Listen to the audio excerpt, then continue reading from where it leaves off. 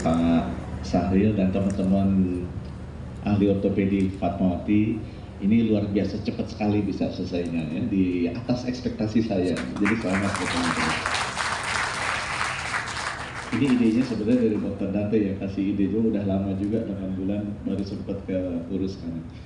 Teman-teman, saya mau cerita sedikit reasonnya atau kenapa bisa jadi seperti ini. Saya kan sebelum jadi menteri pernah ke Mayo Clinic, waktu itu jadi wakil menteri BUMN mau buka Mayo yang di Bali. Waktu itu sama Dr. Dante, karena Dr. Dante yang kenal. Jadi datang ke sana kita medical check up. Aku bisa ngerasain gimana perbedaan layanannya medical check up-nya mereka. Pendaftarannya cepat sekali, tempatnya khusus, enak. Terus dapat kesempatan ketemu dokter-dokternya.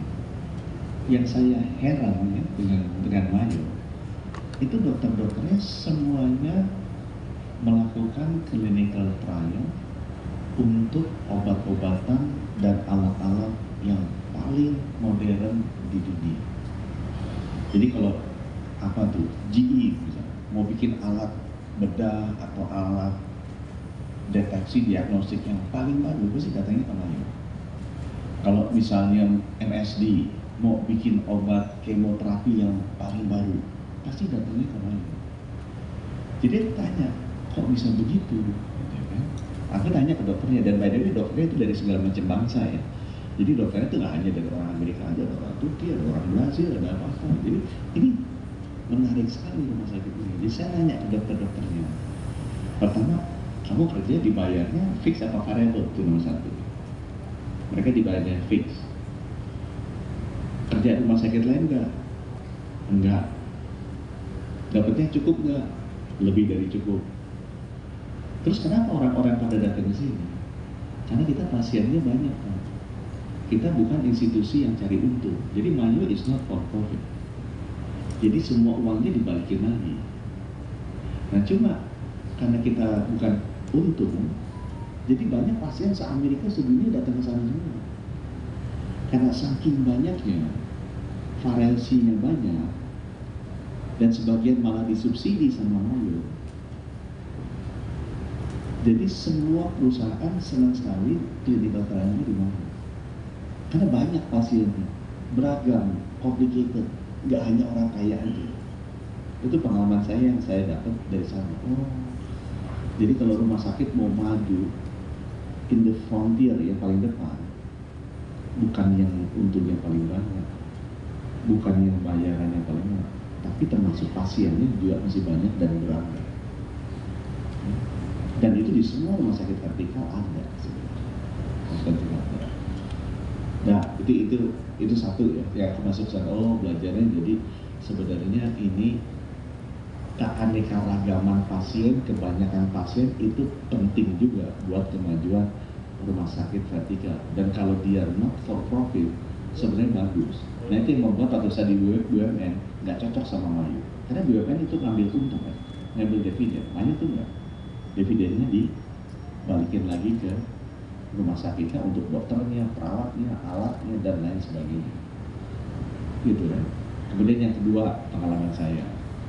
Anak saya waktu itu kena demam berdarah atau apa waktu itu ya. Dibawa masukin PON, rumah sakit PON. Ditaruh ruang eksekutifnya yang paling bagus di PON, menteri. Masuk ke sana, ada dirut PON, kan ada dirutnya. Istri saya baru sehari aja udah ngeluh gitu. Akhirnya pindah deh, nanya dokter Dante, dokternya siapa? Ini, pindah kita ke Pondok Indah. Dapat ruangannya kecil gitu.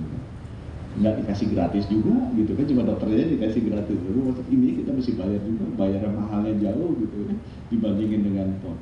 Tapi apa yang saya rasakan beda? Nomor satu saya datang ke sana malam jam 8, jam 9 rame. Rupanya ya kita bikin nggak nyaman dengan rumah sakit pemerintah. Padahal kan menteri nggak bisa datangnya siang kan? Pasti nengokinya malam. Begitu malam, bedanya Pondok Indah sama rumah sakit pemerintah khususnya PON, Pondok Indah rame sama pasien, pengunjung, rumah sakit PON ramenya sama hantu. Gitu. Karena sepi itu rumah sakit kita kan pemerintah. Karena ramenya di tempat lain, ramenya di tempat lain. Nah itu jadi pengalaman saya. Ternyata rumah sakit pemerintah itu nggak fully utilized, nggak fully utilized. Nah, habis itu nanya-nanya kenapa sih masalahnya. Gitu ya. Oh kemarin ke Jakarta Eye Center. Ini saya ngomong ceritanya dulu supaya nanti pesennya nyampe. Jakarta Eye Center. Ulang tahun keberapa? 40 atau berapa? Ini ada pendirinya nih. Siapa nih pendirinya? Profesor Dokter Darwan Purba. Rambutnya masih hitam, mungkin dicat gitu ya. Jalannya masih bagus. Tanya, Dokter Johan itu siapa? Oh itu pendiri lah. Umurnya berapa? 85. Hah? 85 kayak gitu. Yang saya lihat bedanya apa? Kayak Jace. Aku masuk tuh rame si ini. Aku nggak nyuruh begitu Pak. Tapi mereka itu kelihatan sekali semangat dari dokternya. Aku perhatiin dulu uang. Gitu ya. Jadi bayar udah kalau swasta bayar berapa kita bayar segitu. Ya. Jadi nanti kita lihat yang hatinya di kita mana, hatinya nggak di kita mana.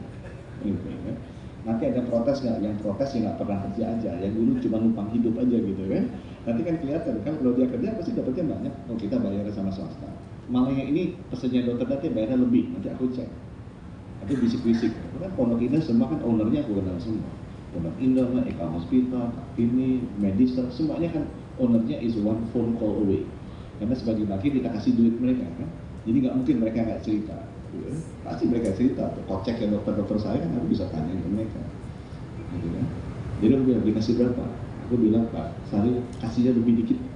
Lebih 50.000 lah, kalau lebih 100.000 pokoknya lebih gitu kan. Udah kasih gitu dokter-dokter. Nah, supaya apa? Supaya mereka juga merasa dihargai. Ya udah, nanti pelan-pelan prakteknya pindah di sini. Kemudian abis ini layanannya mesti dibagusi, fasilitasnya mesti dibagusi. Fasilitas fisik, cuma yang saya lebih concern adalah fasilitas non fisik. Akses ke lab, akses ke alat-alat gitu ya. Gimana kalau mau pakai CT scan, mau pakai MRI, gimana jalurnya supaya cepat, obat-obatnya mesti ada apa enggak, parkirnya ada apa enggak, bersih apa enggak, pelayannya senyum apa enggak, bisa kerja apa enggak, rehab mediknya gimana, itu mesti diberesin. Ya. Aku kasih itu ke si Pak. Nah untuk itu kita unit usaha itu lebih independen dari instalasi. Teman-teman kenal instalasi. Unit usaha itu keuangannya bisa diatur sendiri.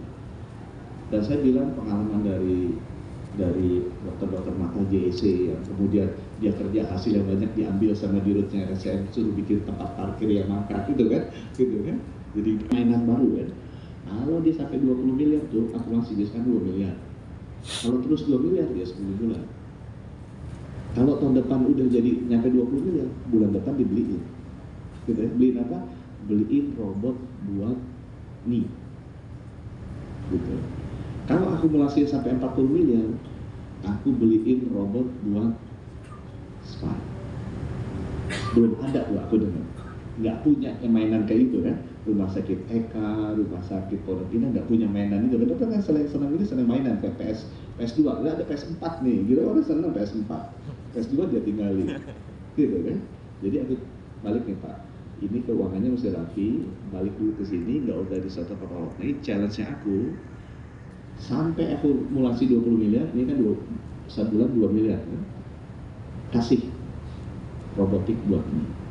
Dia sampai 40 miliar, kasih robotik buat bisa main dengan alat-alat baru itu.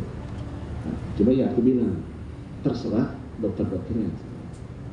Kalau 2 miliar sekarang mau 10 bulan, atau bulan depan bisa sampai 20 miliar. Saya bangkit. Hobinya banding-bandingin. Tadi bisik-bisik Pak Roma, aku nanya, situ berapa ortopedinya? 12 Pak. Revenue-nya berapa? 45 sampai 125. Bisik-bisik. Ortoped harusnya berapa? Karena kemarin untuk ngomongin target, ngomong kan dokter Dati kan orang baik ya. Dia ketawa-ketawa.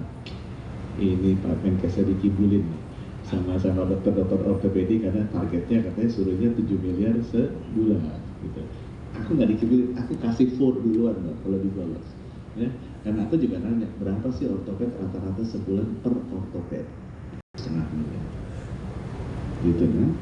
Jadi kalau aku ambil 1 miliar dok, ini ada 17 ortoped. Iya kan? 17 ya? Pak Wahyu. 17 kali 1 miliar, 17 miliar sebulan. Kalau 17 miliar sebulan, itu nanti di bulan sekarang Februari, Maret, itu udah datang tuh robotik. Udah datang Pak Wahyu. Tinggal Pak Wahyu berapa persuasif aja teman-temannya itu biar bisa sebulan semiliar lah. Per dokter juga semiliar berapa sih? 2 operasi, 3 operasi sebulan, make sense lah. Atau yang gede-gede itu ya, mungkin ada operasi yang 200 juta, 300 juta, ya 5 operasi nih sebulan, make sense kan? Dapat tuh bulan Maret tuh alat ininya nih, gitu ya, nggak